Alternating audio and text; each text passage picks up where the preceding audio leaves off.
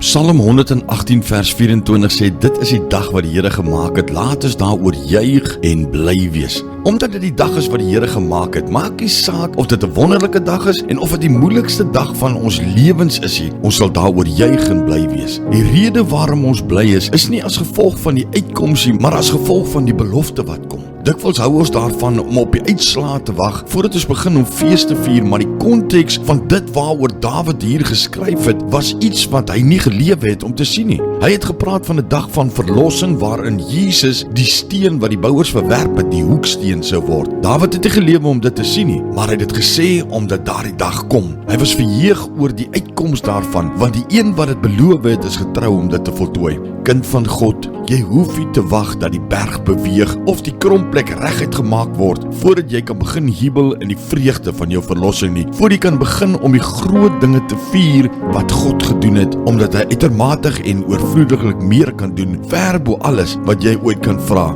of dink of bid voor hom. Wees bly in die Here en weer sê ek, wees bly. Maar Vader, help ons om vandag net bly te wees in U. Laat ons verheug oor hierdie nuwe dag. Maak nie saak hoe onbekend hy is nie, maak nie saak in watter omstandighede ons sit nie. Laat ons bly wees. Dankie, Here, vir hierdie dag. Dankie, Abba Vader, dat ons weet U is 'n waarmaker van die woord. U woord sê U is elke stap van die pad is U met ons. Dankie, Here. Ons loof U, ons prys U en ons eer U net vanmôre in Jesus se naam. Amen.